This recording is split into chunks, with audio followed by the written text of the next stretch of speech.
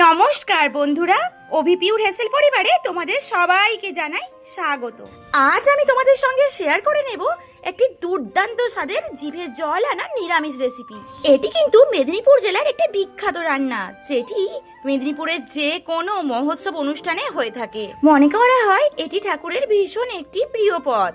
আমি এই পদটি ছোটবেলা থেকেই খেয়ে আসছি, আমার তো ভীষণই ভালো লাগে। তাই আশা করছি তোমাদেরও এই রেসিপি ভিডিওটি খুবই ভালো লাগবে। নিরামিষ এই পদটির নাম হলো বিচা কলার তরকারি। এই পদটি বানানোর জন্য আমার এখানে লাগছে বেগুন, কুমড়ো আর পিচে কলা। অনেকেই হয়তো এই কলাগুলো চেনেন, আবার অনেকে হয়তো চেনেন না, তাই একটু বলে দিই। এই কলাগুলোকে কিন্তু কাঁচকলা ভেবে একেবারেই ভুল করবেন না। এগুলোর মধ্যে অনেক বীজ বা দানা থাকে, ওই জন্যই এমন নামকরণ। আর এটা কিন্তু অনেক দিনের একটি পুরনো রেসিপি। আর এই কলার গাছ কিন্তু আমাদের এখানে অনেক বাড়িতেই থাকে, তাই খুব সহজেই পাওয়া যায়। বাজারে খুব একটা বিক্রি হতে আমি দেখিনি, তাও তোমরা বাজারে একবার খুঁজে দেখো, আশা করছি পাওয়া যাবে। এবার সবজিগুলো কেটে নেওয়ার পালা। আমি কিন্তু আমাদের এখানকার মহোৎসব বাড়ির অনুষ্ঠানের মতোই সবজিগুলো কেটে নেব। তুমি একবার যদি এই পদটি বাড়িতে বানিয়ে খাও, তুমি বারবার খেতে চাইবে, আর এর স্বাদ কোনোদিনই ভুলতে পারবে না। এই রান্নাটির স্বাদ একেবারে মুখে লেগে থাকবে। দিনের পর দিন পুরোনো দিনের রান্নাগুলো কিন্তু সময়ের অভাবে আমরা করে উঠতে পারি না, তাই এগুলো এক এক করে হারিয়েই যাচ্ছে। কিন্তু এগুলো হারিয়ে ফেললে হবে বলো? এত সুন্দর সুস্বাদু রেসিপিগুলো ভুলে গেলে মোটেই চলবে না, তাই আমাদেরকেই এগুলো আবার ফিরিয়ে আনতে হবে। বিচি কলার এই তরকারি রান্নাটা কিন্তু একটু সময় সাপেক্ষ, তাই এই রান্নাটি করার সময় একটু সময় নিয়েই করবেন, তবেই কিন্তু এর আসল স্বাদটা পাবেন। এক এক করে আলু, কুমড়ো, বেগুন সব কাটা হয়ে গেল। আরেকটা জিনিস লক্ষ্য করলেন কি? আমি কিন্তু কুমড়োর খোসা একেবারেই ছাড়াইনি। মহোৎসব বাড়ির অনুষ্ঠানগুলোতেও কিন্তু কুমড়োর খোসা ছাড়ানো হয় না। এরপর বিচি কলার সামনের আর পেছনের দিকের অংশ কেটে বাদ দিয়ে দিলাম, আর মাঝখান থেকে টুকরো করে নিলাম। যেহেতু এই কলাগুলো বেশি বড় হয় না লম্বায়, তাই এগুলো দু টুকরোই করবেন। আর কলাগুলোকে কেটে নেওয়ার পর ফেলে রাখবেন না, সঙ্গে সঙ্গে জলের মধ্যে দিয়ে দেবেন। এবার ওভেনে কড়াই বসিয়ে দিলাম, আর কলাগুলোকে জলের মধ্যে খুব ভালো করে ধুয়ে আমি কিন্তু ওভেনের ওপর থাকা কড়াইয়ের মধ্যে দিয়ে দিলাম। এগুলোকে কিন্তু জলের মধ্যে ভালো করে কচলে ধুয়ে নেবেন। এবার কড়াইয়ের মধ্যে দিয়ে দিলাম 3 গ্লাস জল। এরপরে দিলাম 1 চামচ লবণ আর 1 চামচ হলুদ গুঁড়ো, সব একসাথে ভালোভাবে খুন্তির সাহায্যে মিশিয়ে নিলাম। এবারে এর ওপরে একটা ঢাকনা দিয়ে দিলাম। এগুলোকে আসলে একটু সেদ্ধ করে নিচ্ছি, এই আর কি। এই কলাগুলোকে সেদ্ধ করতে খুব একটা বেশি সময় কিন্তু আমার লাগবে না। ওভেনের তাপমাত্রা মিডিয়ামে করা ছিল। 3-4 মিনিট পর ঢাকনাটা খুলে দিলাম। এবারে খুন্তির সাহায্যে একটু দেখে নেব এগুলো ভালোভাবে সেদ্ধ হয়েছে কিনা। কড়াই ওভেন থেকে নামিয়ে রাখলাম। এরপর এই সেদ্ধ কলার টুকরোগুলোকে জল থেকে তুলে অন্য একটা পাত্রে রেখে দিলাম। এইদিকে এগুলো ঠান্ডা হতে থাকুক। চলো এই রান্নার জন্য কি মশলা লাগে দেখে নাও। দেখো এখানে নিয়েছি আদা, প্রায় 6টা কলা নিয়েছিলাম, 2টি বেগুন আর কুমড়ো আর 1টি আলু। তার সঙ্গে কিন্তু আমি এই পরিমাণ আদাটাই দিই। এবার এই আদা শিলনোড়া বা মিক্সিতে বেটে নিতে হবে। আর অন্যদিকে দেখো এই কলাগুলো ঠান্ডা হয়ে গেছে, তাই কলার খোসাগুলো আমি কিন্তু বাদ দিয়ে দেব। এই যে এগুলোর মধ্যে দেখা যাচ্ছে কালো কালো ধরনের একটা কিছু, এগুলোই হলো বীজ বা দানা। এগুলোর কারণে কিন্তু এই কলার এমন নামকরণ। আর রান্না করার সময়ও কিন্তু এই কলার বীজগুলো রান্নার মধ্যে থাকবে। তবে এর মধ্যে কিছু কিছু বীজ কিন্তু আমি ফেলে দেব, যেগুলো কিনা একটু বেশি শক্ত, সেগুলোকেই বেছে বাদ দিয়ে দেব। তোমাদের মনে হতে পারে ঠিক কতটা পরিমাণ বীজ ফেলে দেব, তোমরাই দেখতে পাবে এর মধ্যে কত শক্ত শক্ত টাইপের বীজ আছে, একটু কালচে রং হয়ে যাবে, সেগুলোকেই ফেলে দেবে, বাকিগুলো রেখে দেবে। এবার ওভেনে কড়াই বসিয়ে দিলাম, আর এর মধ্যে আমি দিয়ে দিলাম 6 চামচ সরষের তেল। এই রান্নার জন্য কিন্তু সরষের তেলই ব্যবহার করতে হবে।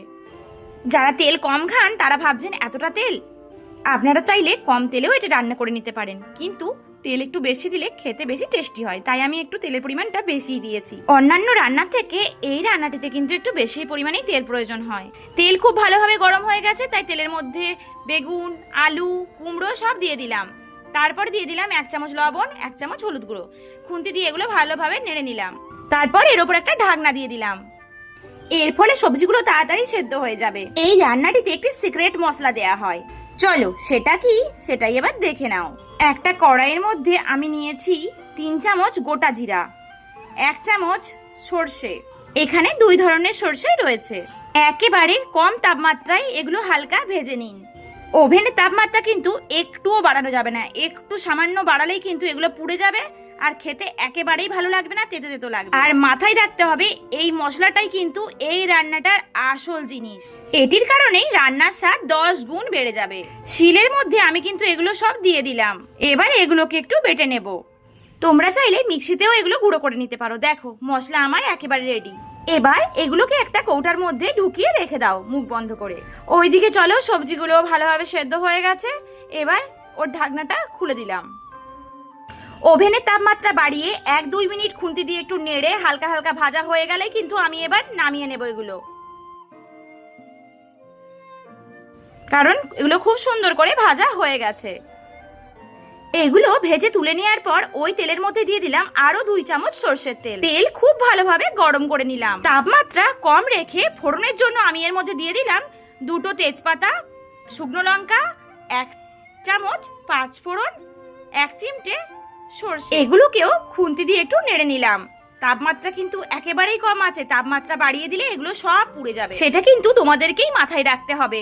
এবারে এর মধ্যে দিয়ে দিলাম তোমাদের যে আদা দেখিয়েছিলাম আগে, ওগুলো তো বেটে নিয়েছি সেইগুলো। এবারে এর মধ্যে দিয়ে দিলাম 1 চামচ জিরা গুঁড়ো। খুন্তির সাহায্যে এগুলোকে একটু নেড়ে নেব। এগুলোকে হালকা হালকা ভাজা ভাজা করে নেব। বারবার বলছি তাপমাত্রা কিন্তু কমেই রাখবে। আদা বাটা আর সমস্ত মশলা কিন্তু ভালোভাবে কষে গেলে এর মধ্যে দিয়ে দিলাম বিচা কলাগুলো। খুন্তি দিয়ে মশলার সাথে ভালোভাবে মিশিয়ে নিলাম।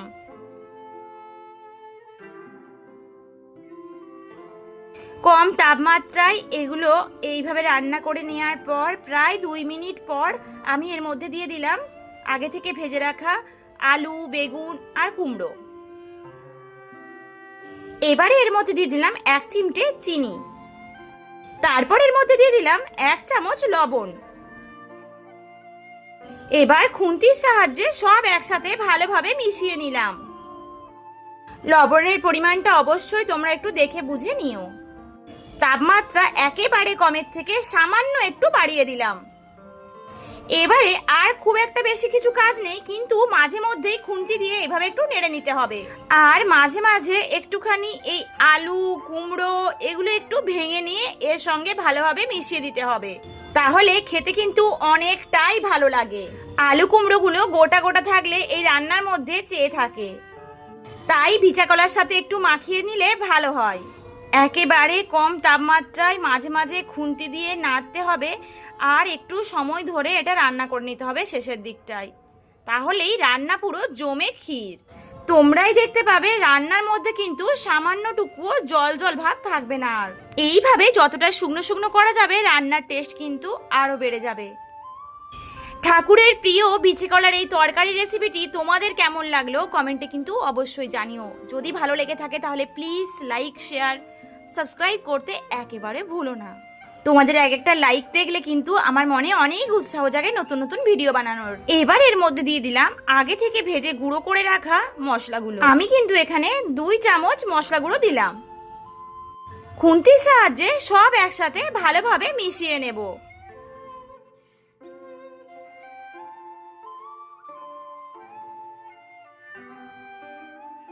ব্যাস, তারপরে আর 2 মিনিট মতো রান্না করে নিলেই পিচে কলার তরকারি একেবারে তৈরি।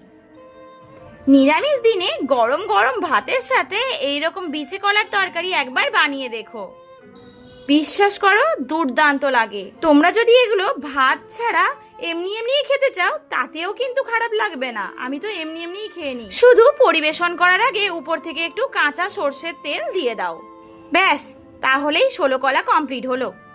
আজকের মতো ভিডিওটি তাহলে এখানেই শেষ করলাম। দেখা হবে পরের একটি খুব সুন্দর ভিডিওর সাথে। ততদিন সবাই খুব ভালো থেকো, সুস্থ থেকো।